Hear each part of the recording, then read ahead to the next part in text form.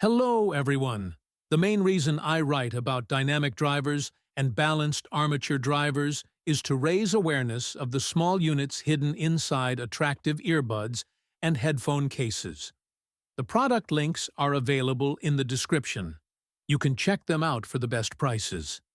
Let's start. About balanced armatures, A balanced armature consists of a coil surrounding the armature. This coil is suspended between two magnets. When current passes through the coil, the change in current causes a vibration between the magnets and the coil.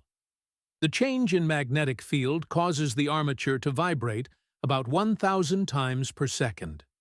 The diaphragm connected to the armature moves, generating sound waves. Pros and cons of balanced armature drivers. Balanced armature drivers are smaller than dynamic drivers, making them ideal for use in smaller devices such as earbuds, in-ear monitors, and hearing aids. Because they are smaller, multiple drivers can be installed in a single earpiece, adding more detail and clarity to the sound produced by these devices. About dynamic drivers are widely used in earbud-type earphones. They are similar in structure to small speakers, with a voice coil driving a membrane like a small speaker cone. Of course, the size and mass of the membrane being driven determine the overall frequency response. Dynamic drivers are very efficient and do not require much input to produce high volumes. Dynamic drivers are better at covering the entire frequency range.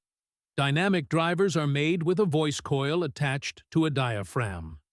When current flows through the driver, the voice coil between two magnets vibrates, causing the diaphragm to move, which in turn produces sound. The air passing through the dynamic driver actually provides better bass expression and, overall, a more natural and cohesive sound. Pros and cons of dynamic drivers. In short, dynamic drivers are very inexpensive, which can save you money on your earphones, headphones. They last a long time and don't require a lot of power to produce very loud sounds.